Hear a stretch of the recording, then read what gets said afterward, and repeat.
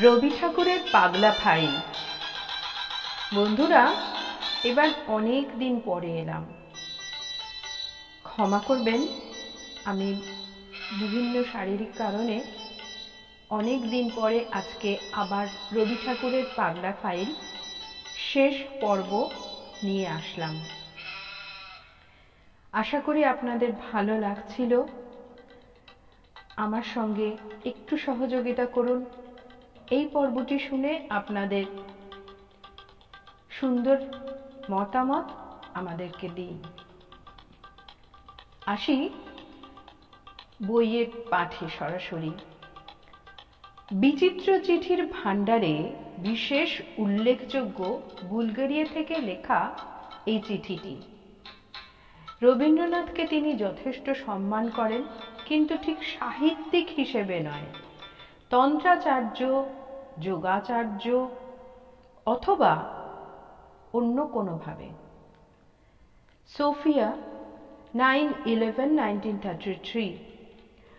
To the Honorable Teacher Rabindranath Tagore, beloved teacher, as a follower of an occult society named the Great Occult White Fraternity, and knowing that a man can work in himself beside the scenes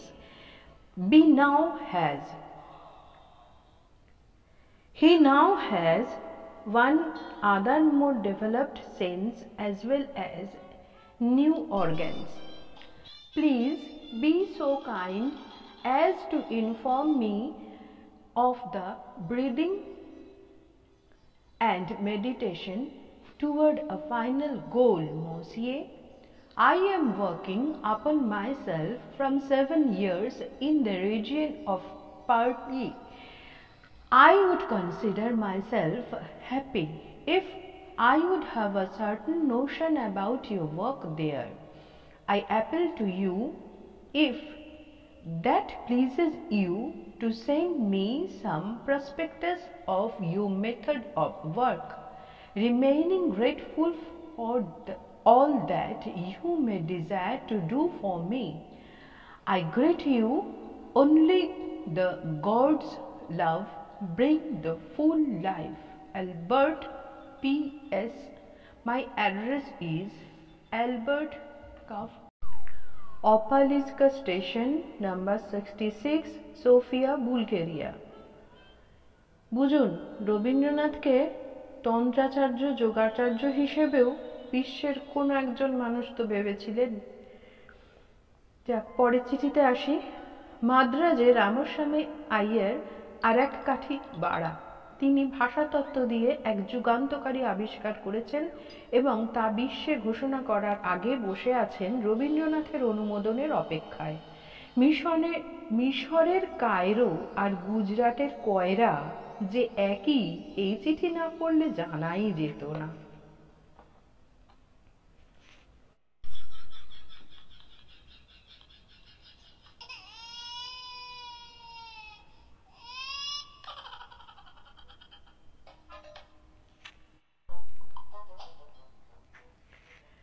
Ramaswamy Iyer, BA.M.R.A.S., Tirusalem, Lloyd Road, Roypeta, Madras. Sir, with the help of a piece of information regarding the Indian origin of the Jews passed on to us by Aristotle, I discovered in 1923 that Palestine was originally an Indian colony, and that Aramaic, the native tongue of Jesus Christ, was from Tamil. During the course of the enquiries, the biblical field since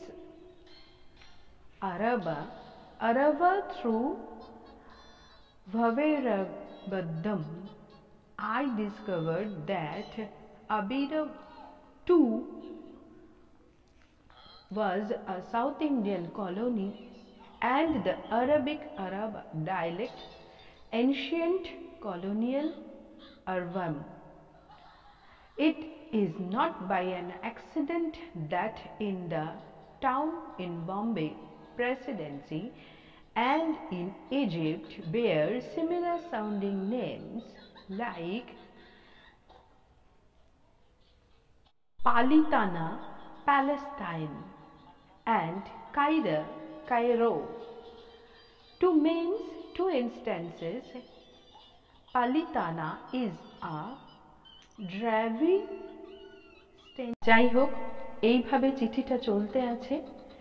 আপনারা আশা করি বুঝতে পেরেছেন যে কি ধরনের মস্তিষ্ক বিকৃতি হলে এ ধরনের গবেষণা করে রবীন্দ্রনাথ ঠাকুরকে চিঠি লেখা যায়।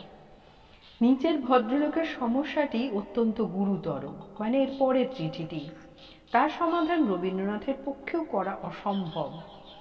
তিনি একধারে চাইছেন, I understand that to divide an angel geometrically into three equal parts is as a platform before the world.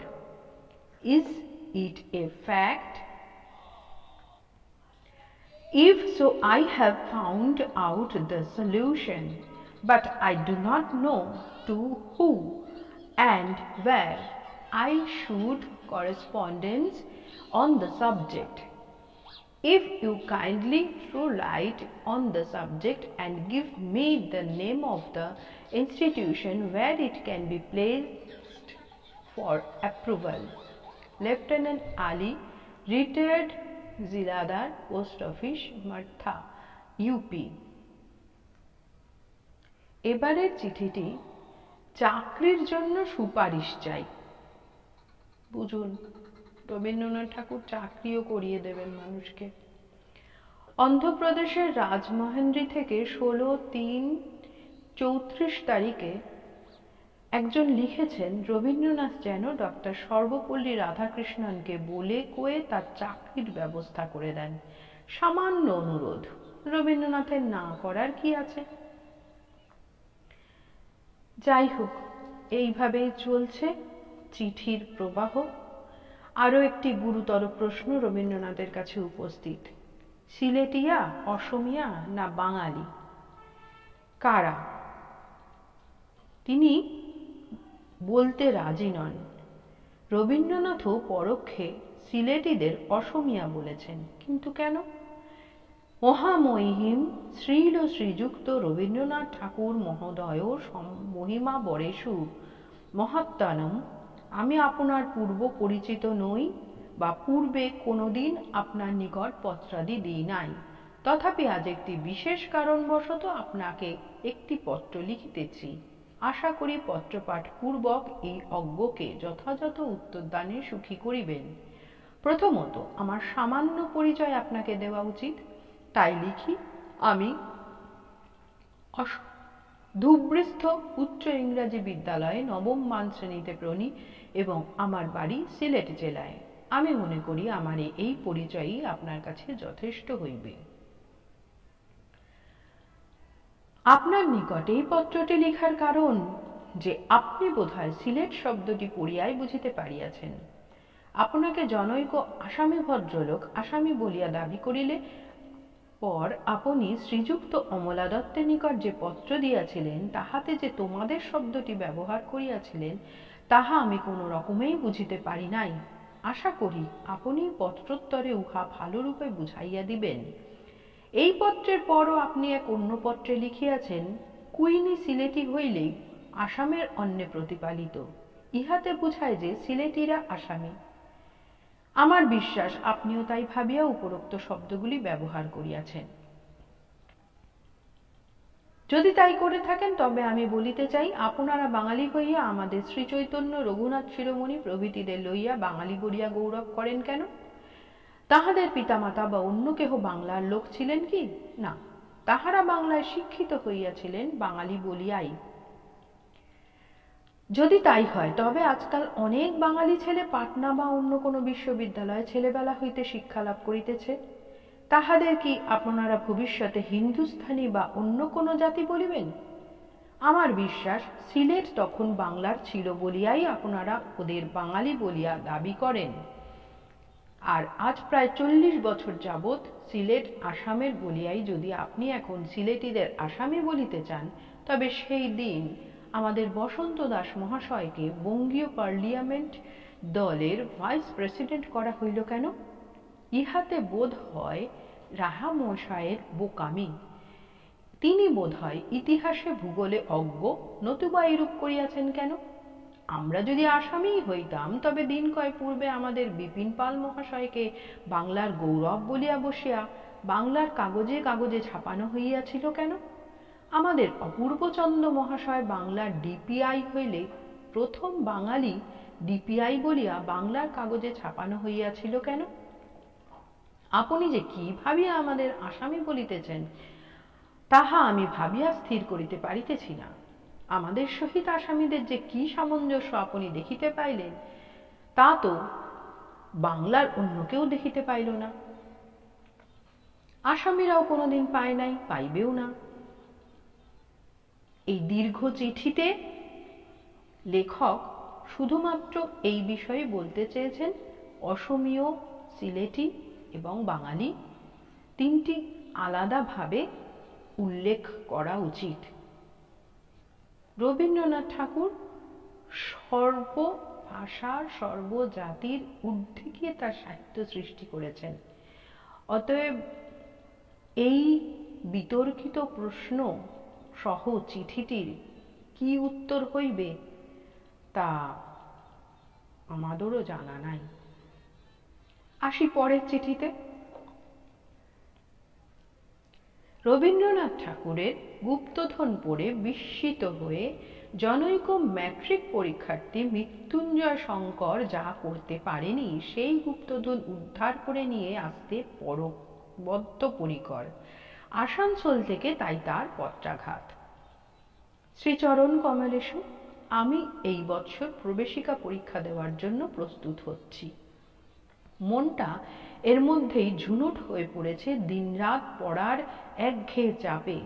ইচ্ছে হয় মাঝে মাঝে ভলি ক্রিকেটে যোগ দিতে, বন্ধু বান্ধবের সঙ্গে বিশৃঙ্খলাপে ব্যস্ত থাকতে, কিন্তু বাড়ির কড়া শাসন সেই সব ইচ্ছেগুলোকে মাথা তুলতে দেয় না মোটেই। তাই বাংলা বইতে খুলিয়া বসি আর পুরনো গল্পগুলোকেই 25 বার করে পড়ি। আজ হঠাৎ জেগে উঠল বুকে একটা আইডিয়া। ইচ্ছে হলো চিৎকার করে উঠি আর্কিমিডিসের মতো, পেয়েছি পেয়েছি বলে। তার কারণ বিশ্ববিদ্যালয়ে নির্বাচন গ্রন্থে গুপ্তধন বলে একটা গল্প আছে। সেটা আপনারই লেখা গল্পগুচ্ছ থেকে তোলা। গল্পটা পড়তে পড়তে আমার ভিতরটা ভিজে টসটসে হয়ে উঠেছিল। মাঝে মাঝে গরমও হয়নি, তাই বা বলি কেমন করে। তবে অপ্রিয় সত্য কিনা তাই বলতে একটু বাদো বাদো ঠেকে। যাই হোক, গল্পটা শেষ করে মনে হলো ভালোই হয়েছে। মৃত্যুঞ্জয় আর শঙ্কর পায়নি গুপ্তধনের সিন্ধু, এবার আমিই দেখব এক হাত। আপনি সত্যদ্রষ্টা, পণ্ডিত মশাইও বলেছিলেন তাই, সেজন্য আপনাকেই জিজ্ঞাসা করি। ধারাগুলের সন্ধান আর ওই ক্রিটিং আঁকা সাংকেতিক শব্দটির অর্থ। আর এও বলে রাখি যে আমি পুরুষাদিক্রমে কালীমায়ের সাধনা করতে পারবো না। ও কালোপানা নেংটা দেবীটাকে আমার বড্ড ভয় করে। যদিও আমি আপনার কাছে সম্পূর্ণ অপরিচিত, তথাপি আপনি তো তা নন, তাই এই লিখিতে সাহস পেলুম। এখন আমি রইলুম আপনার উত্তরের আশায়, অধীর প্রতীক্ষায়। ইতি প্রণত শ্রী সুশীল কুমার ঘটক। পুনঃ আপনার শারীরিক ও মানসিক শান্তি কায় মনোবাক্যে প্রার্থনা করি ভগবানের শ্রী পদপ্রান্তে। এবারের চিঠিটি অত্যন্ত অদ্ভুত। 24 পরগনার ভাটপাড়া অমর নামধারী বাড়ির অধিবাসী রবীন্দ্রনাথ ঠাকুরকে কেন আপনি না বলে তুমি সম্বোধন করলেন, তার ব্যাখ্যাতেই পুরো চিঠি তিনি কাবার করে ফেলেছেন। তৎসহ প্রার্থনা একটি কবিতা চাই। প্রিয় পূজনীয় কবি, যেখানে দুজনের মতান্তর হয় সেখানে আর একজন না এলে তার মীমাংসা হয় না। তাই মনের দ্বন্দ্ব মেটাতে না পেরে আপনার শরণাপন্ন হলাম। এতে আপনার শান্তিতে থাকার পথে অন্তরায় হলাম, কিন্তু আপনি যেন এটাকে আপদ বলে ধরে নেবেন না। প্রিয়জনকে অথবা প্রিয় বলে যাকে ভাবি তাকে তুমি বলে সম্বোধন করা যায় কি না। এই চিঠির মূল সূত্রপাতটি শুনলে আরোই বেশি মজার লাগবে। আমি ছোট্ট করে বলি, তার নবপরিণীতা বন্ধু পত্নীকে তিনি একটি চিঠি লিখেছিলেন, তাইতে তাকে তুমি বলে সম্বোধন করেছিলেন। এখন তিনি বুঝতে পারছেন চিঠিটি পাঠিয়ে দেওয়ার পর সেই চিঠিটি পাঠানো তার পক্ষে অন্যায় হয়েছে। তাই জন্য তিনি কবিকে বারবার করে জিজ্ঞাসা করছেন যে আমার সবচেয়ে প্রিয় জগতে প্রিয় গর্ভধারিণী মা, স্নেহময়ী মাকে তো তুমিই বলি, তাহলে কবিকে তুমি না বলার কি আছে। যাই হোক, কবি কি মতামত দিয়েছিলেন তা জানা যাচ্ছে না। পরবর্তী চিঠি 1941 সালের 17 জানুয়ারি। ন্যাকা ন্যাকা কথার মাঝে কুমিল্লা যাবার নিমন্ত্রণ। তাছাড়া পত্রদাতা কবির ছোটখাটো ঘটনাও জানতে চেয়েছেন চিঠির জবাবে। আর নন্দিতা কৃপলানির সঙ্গে পত্রদাতার আলাপ করার বড় ইচ্ছে। নন্দিতা কে? পত্রদাতাই বলেছেন, নন্দিতা তোমার যে নাতনি, বুড়ো দাদুর চাটনি। এমন উপমা স্বয়ং রবীন্দ্রনাথও বোধহয় ভাবতে পারেন না। পরবর্তী একটি চিঠি পরমানধ্য কবীন্দ্র রবীন্দ্রকে প্রণাম জানিয়ে শ্রী পাদপদ্মে শত সহস্র কোটি নিবেদনমিদং করেছেন দূর আঁধারের জনৈক সেবকাধীন। 3টি কবিতা তিনি পাঠিয়েছেন। কবির নাম বসন্ত কুমার বিশ্বাস, এমবি হোমিও। ঠিকানা কালীতলা, তপবন, নওগাঁ, রাজশাহী। সম্বোধনটি একবার শুনুন। গুরুজি, আজ অনেক দিন হয়েছে যে ভাবটা হৃদয় পোষণ করিয়া আসিতেছি, সেটা পূরণার্থ আমায় আবার দোলাঘরের আকাশপট হইতে বর্ষিত গোটা 3 পুষ্পার্ঘ্য আপনার চর্চিত চরণযুগল স্পর্শ করিবার জন্য পাঠাইলাম। আহারে, বড় সুন্দর ভাষায় তিনি কবির কাছে 3টি কবিতা পাঠিয়েছেন। পরবর্তীকালে যদি শুনতে চান তাহলে বিস্তারিত এগুলি আবার পাঠ করব। এবারে শুধু ছোঁয়াটুকু থাক, কারণ আমি জানি আপনাদের বেশি কথা শুনতে ভালো লাগে না মোটেই।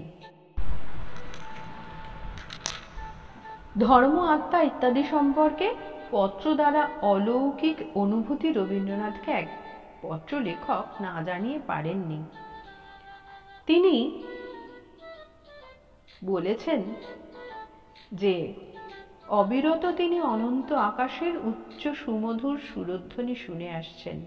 অন্যদিকে তিনি নিজেই অর্ধ নারীশ্বর। ভদ্রলোকের নাম হেমচন্দ্র দাস। ঠিকানা 79 সাউথ শিবাদহ রোড, বেলেঘাটা, কলিকাতা। তারিখ 27 শ্রাবণ, সন 1342। এক অন্য প্রসঙ্গে বলি, পেটের দায় বাংলাদেশ ছাড়া জনৈক এক বঙ্গ সন্তান 83 Sembudoss street, room number 13, George town, Madras থেকে 1934 সালের 9 ফেব্রুয়ারি তারিখে জানতে চেয়েছেন কি করে তিনি জীবনে পরিবর্তন আনতে পারেন। পত্রদাতার সম্বল ভগবানে বিশ্বাস। একটি দীর্ঘ চিঠি। তিনি ভগবানের ওপর অসীম বিশ্বাস আছে তা স্বীকার করে তবুও চাইছেন, তার সাড়া পাওয়া যাচ্ছে না। অতএব রবীন্দ্রনাথ ঠাকুর যেন একটি সহজ পথ বলে দেন যাতে তার জীবনে পরিবর্তন আসে। পত্র প্রেরকের নাম শ্রী রবীন্দ্রনাথ দাশগুপ্ত। আব্দুল মজিদ সোনাকান্দার থেকে প্রায় 10-12টি চিঠি লিখেছিলেন রবীন্দ্রনাথ ঠাকুরকে। তার বক্তব্য, তিনি বাড়ি যেতে চান। তিনি বহুদিন ধরে বাড়ির বাইরে আছেন। ফকিরি, দরবেশি, নিবি, মুরিদি, ফিকিরি অনেকগুলি চিন্তা মাথায় ঢুকেছে তার। সেগুলি তিনি বাড়ি গিয়ে নিষ্ক্রান্ত করতে চান এবং অবিলম্বে বাড়ি যাওয়ার জন্য কবিকে 15 টাকা পাঠাতে লিখেছেন, কারণ তিনি বাড়ি থেকে চলে আসার পরে আর কোনো টাকা পয়সা রোজগার করতে পারেননি। এবং কবির কাছে তার এই টাকা চাওয়ার মধ্যে একটি বিশেষ কারণ আছে। তিনি বলছেন, ব্যক্তিগত অন্ন বস্ত্রের জন্য নয়, সাধারণের জন্য। কাজেই ইহাতে তোমাদের মনস্তাপের কিছু নাই। বহু লোকের কাছে ব্যক্তি তো কিছু নয়, সবই সমষ্টি। এই পরম জ্ঞানী মানুষটি বারবার করে এমন ধরনের কথাবার্তা লিখেছেন চিঠিতে, যাতে তাহাকে বদ্ধ উন্মাদ ছাড়া কিছু বলা সম্ভব নয়। মজিদ সাহেবের দ্বিতীয় চিঠিও একই ধরনের, অসুস্থ চিকিৎসার জন্য টাকা চাই। চিঠির ধরনও এমনই, যেন রবীন্দ্রনাথ তার ইয়ার বন্ধু। যাই হোক, তিনি পরবর্তী এক চিঠিতে লেখেন তিনি বাড়িতে এসেছেন এবং তার ওষুধ কেনার জন্য টাকা দরকার, তার আহার আদির জন্য টাকা দরকার, এবং সমস্ত কিছুই রবীন্দ্রনাথই পাঠাবেন। রবীন্দ্রনাথকে তুমি সম্বোধনে এই যে বারবার করে চিঠি লেখা, এর মধ্যে পাগলামি থাকলেও এটুকু বোঝা যায় কবি কত আপনজন হিসেবে সাধারণ মানুষের কাছে ধরা দিয়েছিলেন। টাকা তিনি পাঠিয়েছিলেন কিনা এ বিষয়ে কোনো স্পষ্ট কথা লেখা নেই। এবারে চিঠিটি লেখকের বক্তব্য অনুযায়ী না পড়াই ভালো। বঙ্গচন্দ্র প্রামাণিকের চিঠিখানা সম্পর্কে লেখক এই ধরনেরই লিখেছেন। চিঠিটির বক্তব্য আপনাদেরকে সংক্ষেপে বলে দিই, তাহলে বুঝবেন কেন না পড়তে বলছেন। পত্রপ্রেরক লিখছেন, এক নতুন রাজ্যে গিয়েছিলুম বেড়াতে, এই মাত্র সেখান থেকে ফিরে আসছি। তো যে দেশে তিনি গিয়েছিলেন সেই দেশটার মাঝখানে একটা মস্ত প্রাচীর আছে। তার এক পাশে পুরুষরা থাকে আর এক পাশে মহিলারা থাকে। এই মেয়ে আর পুরুষের মধ্যে অবিরত ঝগড়াঝাটির জন্য তাদের দুই দলকে রাজা আলাদা করে দিয়েছেন। আলাদা করা সত্ত্বেও কারোর মেজাজ ভালো নেই। ইতিমধ্যে একটি কৌতূহলী পুরুষ লুকিয়ে দেয়াল টপকে অসম সাহসে মেয়েদের রাজত্বে গিয়ে পড়ে। তারপরে সেই মহিলা পুরুষ নিয়ে আবার দ্বন্দ্ব শুরু হয়ে যায়। মহিলাদেরকে নতনম্র হয়ে পুরুষের কোলে আত্মসমর্পণ করতে নির্দেশ দেয় সেই অবাঞ্ছিত পুরুষটি, এবং এইভাবে এমন একটি পরিবেশ সৃষ্টি হয়, গণ্ডগোলের চূড়ান্ত হয়। পুরুষেরা নারীকে সিংহাসনে বসিয়ে তার প্রিয় পাত্র হওয়ার আশায় অগম দুর্গম দেশে যাচ্ছে, বিষয়ে ডুবছে, মৃত্যু দুঃখ কষ্ট অগ্রাহ্য করে। দুটো ঘটনাতেই দুটি দেশের মধ্যে ভীষণ রকম বিরোধ সৃষ্টি হয়। এদিকে প্রমীলারাও নিয়মের পর নিয়ম করে পুরুষ বেচারীকে অন্তরীণ গৃহাবদ্ধ কারারুদ্ধ করছে। এইভাবে ব্যাপারগুলো দেখতে দেখতে আবার তিনি রাজামশাইকে জিজ্ঞাসা করেন বর্তমানে ব্যাপারটা কি চলেছে, উভয় দেশে এর ভবিষ্যতের ফল কি। বিশদ রিপোর্ট দেওয়ার ক্ষমতা রাজামশাই বলেছেন একমাত্র স্কটল্যান্ড ইয়ার্ডে লিখে সবজান্তা H.G. ওয়েলসকে জানাতে হবে। কবিরাই এর সমস্যার সমাধান করতে পারেন। যেহেতু বাংলার মধ্যে রবীন্দ্রনাথ কবি শ্রেষ্ঠ, তাই কবিকে ওই ভদ্রলোকটি পত্রপ্রেরক বলেছেন যে এই সমস্যার সমাধান করে দিতে। দেশের রাজা কবির জন্য বয়সের অজুহাতও মানতে রাজি নন।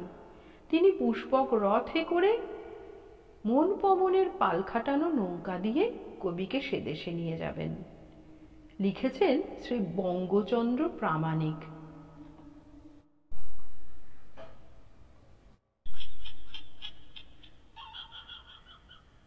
গুরুকুল বিশ্ববিদ্যালয় বৃন্দাবন থেকে 1935 সালের 18 নভেম্বর বিশ্বেশ্বর লিখেছেন বেশ কিছু কথা, যে কথার মধ্যে তিনি রবীন্দ্রনাথকে বলতে চেয়েছেন, মহাত্মা গান্ধী, রোমালোরা, রবীন্দ্রনাথ ঠাকুর, ঋষি অরবিন্দ ভগবান সকলের সঙ্গে আলোচনা করে রবীন্দ্রনাথ ঠাকুরকে ব্রাহ্ম এবং ব্রাহ্মণ্য ধর্ম সমস্ত কিছু মিলিয়ে মিশিয়ে একাকার করে একটি সলিউশন চেয়েছেন। এমন অদ্ভুত চিঠি মাথায় বেশি না ঢোকানোই ভালো। যাই পরের চিঠিতে। পাতিয়ালা থেকে দেবরাজ শর্মা বৈদ্য লেখেন হিন্দি চিঠি। একটি চিঠি আসে ব্যাংকক থেকে পত্রদাতা মোহাবেন চরণপা। লা ডাগোভিল মরিশাস থেকে একটি চিঠি লেখেন তার রূপনারায়ণ ছত্রু। আরেকটি চিঠির তলায় লেখা ইতি লক্ষ্মীছাড়া কুলাঙ্গার সাধু বাবা। সিন্ধু প্রদেশ থেকে মূলচাঁদ পারওয়ানি জানতে চান, What is love? What is the rolling pattern of life? জনৈক নর্মদানন্দ পরিব্রাজক 10,000 টাকা নিয়ে স্কুল খুলতে চান এবং রবিবাবুর আশীর্বাদ চান। সবশেষে নিবেদন করি একটি বাংলা কবিতা। লেখক ছাত্র রবীন্দ্র ভক্ত এবং স্বীকার করতেই হবে কবিতা লেখার ক্ষমতা তার আছে। লেখকের নাম সুকুমার মোহলানবিশ, স্কটিশ চার্চ কলেজের প্রথম বর্ষের ছাত্র। ঠিকানা 3-2 নীলমণি মিত্র রোড, পোস্ট কাশীপুর, টালা, কলকাতা। কবিতাটি এসেছে 1341 বাংলার 24শে কার্তিক অর্থাৎ 1934 সালে। তিনি নিজেই বলেছেন তার উন্মাদনা আছে, তবে উন্মাদ নন। অন্যরা বোধহয় তা মানেন না। কবিবর সফরে স্বেচ্ছায় আজি ধরিয়ে হাঙরে, বামনেও চন্দ্রসুধা লোভিবারে চাহে, নাহি জানি হৃদয়ের কোন তীব্রচ্ছ্বাসে অনুজ্জ্বল হৃদাবেগে উন্মাদনা বলে। তাহিক উন্মাদ, লোকে বলিবে উন্মাদ, তবু উন্মাদের মতো আহরিব শেষে কবীন্দ্র। রবীন্দ্র সম আচ্ছাদিত গগন মহাতেজে যে প্রতিভা তেজ বিস্তারিছে সর্বভূমে কাব্যপ্রভা সহ অগৌরবে, তাহারি কণিকা আসে উপস্থিত দেব। আমি তব পদব্রজে দেহবর, পারি যেন কাব্যরূপ জালে আপনি বাঁধিতে। কনক অঞ্জলি পদে প্রাদিব আজিকে, শিশুর নাটক এক কৌন্তেয় নামেতে, কাহিবে কি দেব। ইতি সুকুমার মোহলানবিশ। তামাম সুদ পত্র সংকলনের সমাপ্তি এইখানেই। খ্যাতির বিড়ম্বনা যে কত সংখ্যাতীত, কত ভয়ঙ্কর, তার পরিচয় এই পাগলা ফাইলের চিঠিতেই আছে। প্রাপকে মনোভাব ঠিক জানি না, তবে চিঠিগুলি নকল করে আমার মনের অবস্থা অনেকটা সুকুমার মোহলানবিশের মতো। নহিক উন্মাদ, লোকে বলিবে উন্মাদ, তবু উন্মাদের মতো আহরিব শেষে কবীন্দ্র। যারা পাঠক তাদের মনের অবস্থাও কল্পনা করতে পারি। প্রলাপের এমন আন্তর্জাতিক রত্নভাণ্ডার আর কোথাও সম্ভবত এ বঙ্গে নেই। পত্রদাতাদের কেউ কেউ জীবিত থাকতে পারেন। তাঁদের প্রতি যদি কোনো অন্যায় মন্তব্য করে থাকি, তবে তাঁদের এবং সকলের আত্মীয় স্বজনের কাছে আমি ক্ষমা প্রার্থী। ক্ষমা চেয়ে নিয়েছেন লেখক অমিতাভ চৌধুরী। এবার আমি আপনাদের কাছে বিদায় নেব। রবি ঠাকুরের পাগলা ফাইল সমাপ্ত হলো আজ। আশা করি আপনাদের মূল্যবান মতামত পাব। আমার ইউটিউব চ্যানেল ওয়ার্ল্ড অফ জয়ী বিভিন্ন ধরনের বিষয় সমৃদ্ধ। আমি কন্টেন্ট ক্রিয়েটর, তাই কোনো না কোনো বিষয় নিয়েই আমার কাজ থাকে অধিকাংশ সময়ে। আশা করি পাশে থাকবেন এবং বন্ধু হয়ে আমাকে শুভকামনা জানাবেন এবং আপনাদের মূল্যবান মতামত জানাবেন। হয়তো অনেকেই জানেন না এটা, ইউটিউব চ্যানেলে যখন আপনারা মতামত দেন তখনই আমরা বুঝতে পারি আপনার মনের ভাব এবং আপনার উপস্থিতি। শুধুমাত্র লাইক দিলে বোঝা যায় না, এবং অত্যন্ত পরিশ্রমের এই কাজটি করার পর যদি আপনাদের এটুকু সহযোগিতা না পাই, তবে কষ্টের সীমা নেই।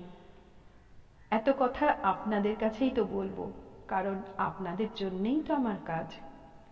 ভালো থাকুন, সুস্থ থাকুন।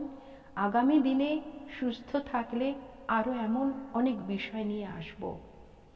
আমার শারীরিক অসুস্থতার জন্য এই বিলম্ব হওয়ায় আবারও আপনাদের কাছে ক্ষমা প্রার্থী রইলাম। সকলে ভালো থাকুন, সুস্থ চর্চায় নিজেকে নিয়োজিত রাখুন। সকলের প্রতি আন্তরিক কৃতজ্ঞতা ও ধন্যবাদ জানাই। আমি জয়িতা।